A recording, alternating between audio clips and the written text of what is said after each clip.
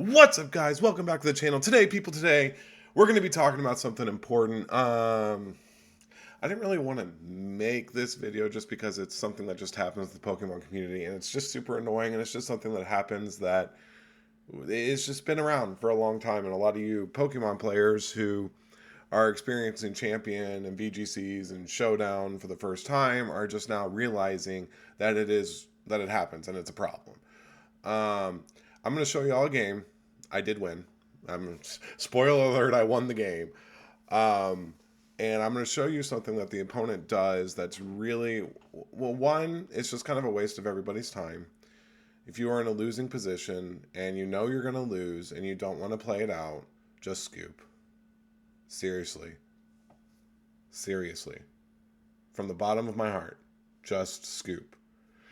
And the reason why I say that is if you play Showdown for a long enough time, I play it pretty frequently. I play it on my phone all the time, just because it's easy. And when Champions comes out, that's going to be replaced by playing Champions more on the phone. Because I don't have a lot of time to just sit in front of my Switch. I work a lot, and it's just I don't have a lot of time to just sit here and do that. And anyways, people do this thing in Showdown where when you're obviously going to win or they don't want to play out a game, they just sit there and let the time run out, and they waste your time. This is not good sportsmanship. This is not within the ethics of the game. If you look at the Pokemon rulebook, you will understand that there is a line in there that says stay within good ethics of the game or good sportsmanship or whatever it says. I don't specifically remember at the top of my head, but it does state that in the game. And it is just, it won't waste my time. Waste your time, because think about everything else you could be doing in the minutes that you're wasting by wasting my time. And if you think that you're doing something like, oh, I'm going to get something over on this opponent because I'm mad that I lost, then just stop playing competitive Pokemon and stop playing the game if you can't handle a loss. Please. The Pokemon community is worse with you in it. Now, that being said, I'm going to show you all the game. I am playing an annoying team. I'm playing in a really annoying team. I understand that. But if you can't beat it, if you don't know how to play around it, if you are just so upset about it that you're going to try and make the game stall out so there's a draw, the issue's you, not me. I am playing an annoying team. If I played against my team, I'd probably be like, yep, scoop, forfeit immediately. But I wouldn't waste your time. I wouldn't waste my time because I value my time. And clearly people who do this thing that I'm about to show you, they do not value your time, and they're just rude people and just not worth playing with and should not be in the Pokemon community, in my opinion. Now, a lot of y'all might be like, Karax, it's just a part of the game. Don't take it so seriously. And I don't take it seriously, but it's at a point to where it's happening so much that it's like, why are you doing that? Why is this popular? Now, to get to it, a little bit of a snippet of why this annoys me as much as it does, and honestly to the point where I'm making a video, even the world champion Wolfie has done this. He has done it in a tournament where he stalled out a match so it was a draw instead of a loss. Well, Karax, it's just part of the game. It's not within the spirit of good sportsmanship, and that's not a part of the game. But anyways, before I get flamed by all the Wolfie lovers out there, like, I mean, seems like a great Pokemon player. I don't know him as a person, so I couldn't really make a comment on his character, and quite frankly, I don't really care. He's done that. It's a fact, and it's a fact that it's not good sportsmanship. And if you don't think that's bad sportsmanship, then you're probably one of these people that I'm talking to. Anyways, let's jump into the game real quick. All right, everyone, this is the game. I'm going to apologize about my voice. My kids got me sick, and I'm just now getting over it. So, excuse me. Anyways, I did not hit the mute button fast enough for that. So, I'm really thinking I'm seeing the Aerodactyl, the Garchomp, the Mamoswine, and the Charizard all have spread moves, and my Aegislash does have wide guard, so I was considering taking Aegislash. But then I see the King Gambit and I see the Earthquake. I'm just like, I see the Heat Wave. I don't think that's the best idea. So I do change my mind. And I lead with Melodic, Salazzle, and then bring Charizard and Umbreon in the back. The reason why I brought Salazzle is because, like, look how many physical attack. He has 4 physical attackers, potentially 5 if it's Charizard X. So I want to be able to burn things to, you know, mitigate my damage a little bit. So we sit here for a while, they think for a while, and obviously I bring the other 2 mons. I have a special wall and then I have a physical wall. So we are heading into the match. They lead with Zard, Aerodactyl. I lead with Melodic and Salazzle. And immediately I'm like, okay, so my Citrus Berry on my Melodic's not going to go off. There's probably a Zard Y.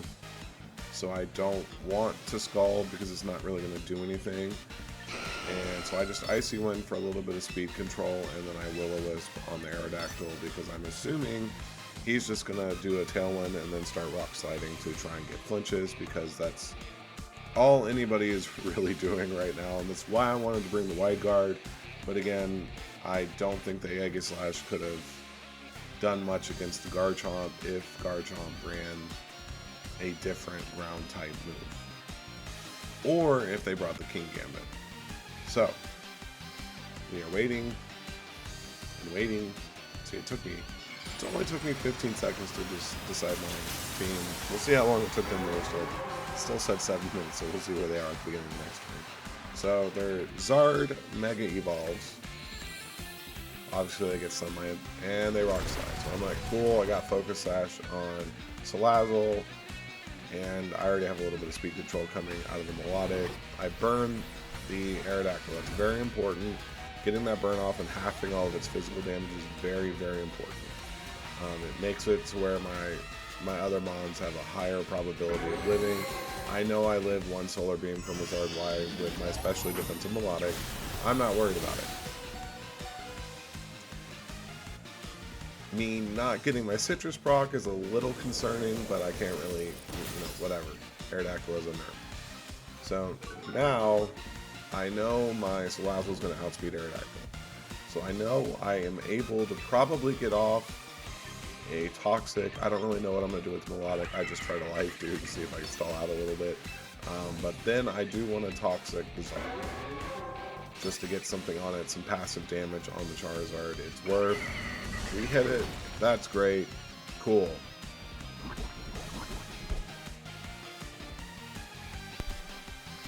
So the Aerodactyl Tailwinds after I get the Toxic off, and we know that the Melodic's going down. There's no ands, ifs, or buts. We do get lucky there to live the Heat Wave, but I don't think it really matters in the grand scheme of things, because nothing is hitting. Nothing's going to come out and hit Aerodactyl with anything that's going to be relevant for the end of the match. I honestly don't think that. I don't think that miss mattered, regardless. So I'm just going to start snarling, because I know nothing's really going to do any damage to the Umbreon. Charizard can't really do much. And I'm going to try to Venoshock, but obviously I'm going to get outsped. So I know the Salazzle's going to go down. No big deal. Does nothing to Umbreon. And we know we're going to throw out Charizard next round. So he Weather Balls. It does a decent job. You know, for those of us who want to know, the Umbreon's actually physically defensive, because if I remember correctly, I did it to where it can live a close combat from Sneasler. Obviously there's no Sneasler in this match, not a big deal. So we know the Aerodactyl is not going to do a lot of damage to the Umbreon. We understand that, we see that. And we have a Poison Charizard on their side that's slowly ticking down. So I double protect just to get a little bit more chippies. I don't Mega Evolve because I honestly don't remember my logic as to why I didn't Mega Evolve. I think it had something to do with wanting to stall out the sun a little bit. Oh no, it was, yeah, I don't know. I was trying to stall out their sun to see if I can maybe get the sun on my side at the end, by the end, but it's not a big deal either way. See, at this point, I'm kind of kicking myself. I'm like, dang, I really should have brought Aegislash. That honestly, if I had brought Aegislash, instead of melodic, this match probably would have been a lot easier. And I should have Mega Evolved because I forgot that Charizard had solar power. Anywho, again, it's not something that really makes any decisions on the match. So we're going to Moonlight, which if y'all didn't know, under the sun, it heals a little bit more. And I'm going to Mega Evolve. A Burn Aerodactyl will not one-shot Zardlight with Rock Slide. So we're going to keep going. Nothing really surprising is going on. The Rock Slide spam's not a big deal. The fact that I didn't get any flinches is a big deal, but I mean, if you're going to play the flinch game, like it's not 100%. And that lived that because of the Snarl earlier in the match, so that knocks out the Aerodactyl. We know the Poison's going to knock out the Zard, and we're getting a pretty hefty Moonlight off because of the Sun. And again, the only reason we lived that second Weather Ball was because of the Snarl we did the prior turn to lower its special attack to -1, and we're bringing the game to essentially 2v2 because we know Charizard's going to go down. So I don't know what his other downs are. And they lose their Tailwind. That is kind of important, but you know, Umbreon's pretty slow. Speed isn't really a thing for Umbreon. And so it's Garchomp and Rotom. So I know the Rotom is going to do something to the Charizard. I don't know what they're going to do. Could Hydro Pump, could Thunderbolt, whatever. So I know I need to lower the Rotom's attack. But I also know that I need to start ticking down damage on these things or I am not going to win. I'm just going to get rolled over if I don't start doing anything. So I protect. And we're still moving. Rotom uses Thunderbolt, not really a surprise what to do. And Chomp Earthquakes, which again, that one actually surprised me a little bit. I thought that a Rock Slide would come out, but I think he figured that the Rotom would knock out the Charizard, so Rock Slide wouldn't be necessary, and Earthquake's obviously 100% accurate. Probably the better move there. It's a Garchomp from a different place. Umbreon gets some lefties, and we start the counter on Garchomp. So I'm thinking that I need to heal, but I also need to lower the Rotom's special attack at some point. In my head, I'm like, that Rotom could be Choice Scarf, or the Garchomp could be Choice Scarf. Probably the Rotom, because it's outspeeding the Garchomp. So I know I'm pretty much going to lose my Charizard this round, and nothing really I can do about it. We just gotta, you know, keep moving on, keep chugging forward. We know the Garchomp, because of the damage that it did on the first turn, that's not going to knock out the Umbreon. So we're sitting pretty. We Moonlighted, so we know we're going to get a lot of the health back.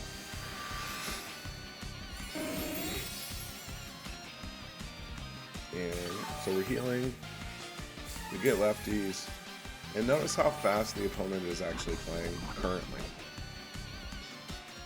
So we know we're gonna, you know, stall out a little bit. And now, I don't know if it's this turn that it starts. No, they're still playing pretty quickly. Excuse me. So Thunderbolt, the Garchomp is just going to EQ spam. And we're still moving. And we're moving in a good direction. I'm pretty happy with where the game's going. I haven't lost yet. I know I can live a Thunderbolt and an Earthquake. So I take this opportunity to snarl the Rotom so I can live a second one. So I can live, you know, one hit from each mon. Because I need to get a poison on the Rotom. Like that's key here. Thunderbolt hits, does 55 damage. Earthquake, we know Earthquake's not going to knock us out. So we know that at -1, it's not going to knock us out.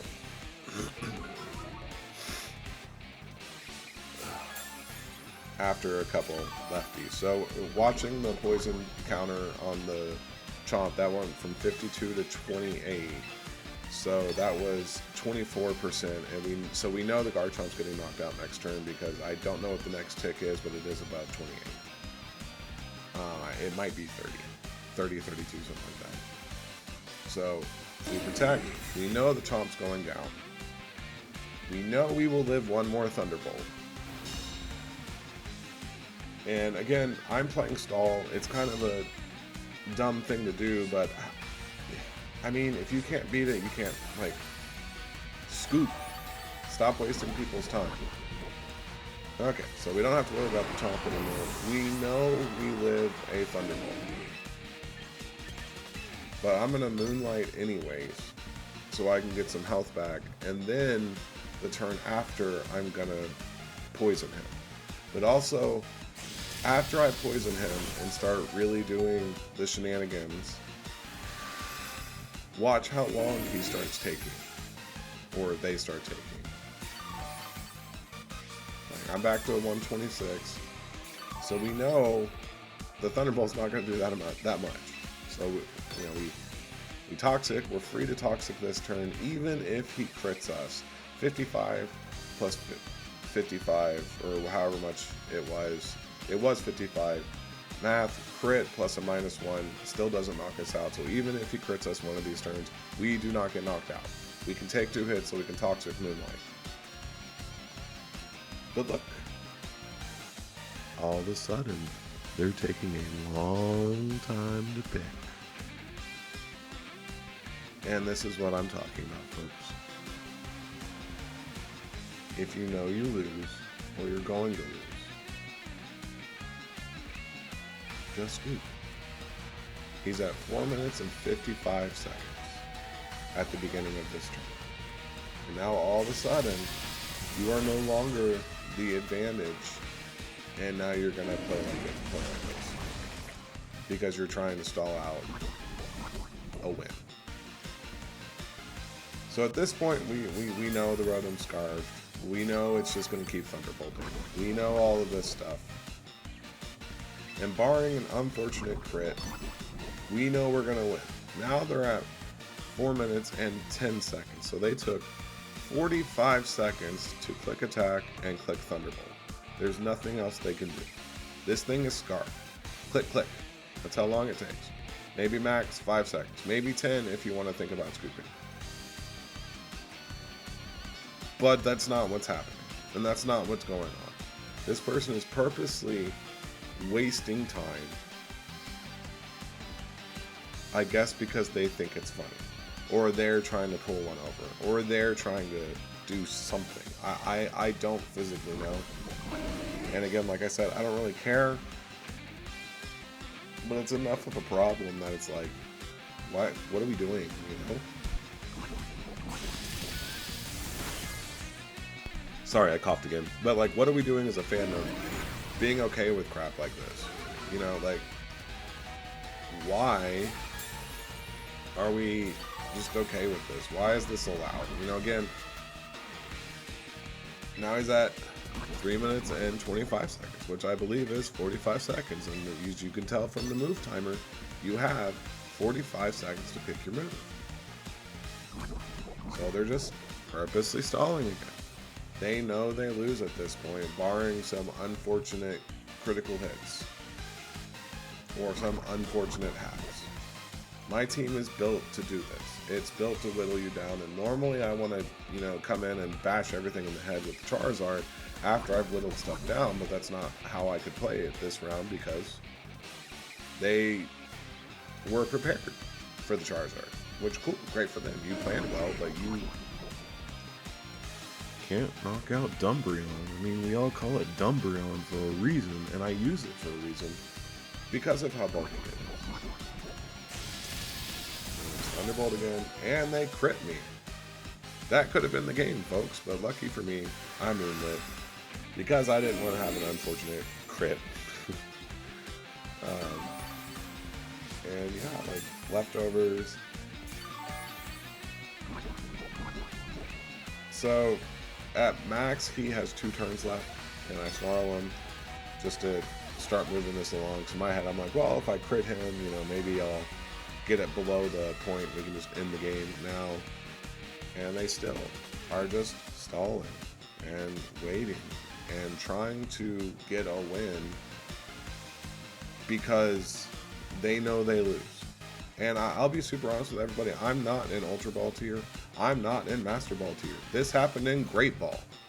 Who cares? It's Great Ball tier. Just scoop and move on. It's not like it's...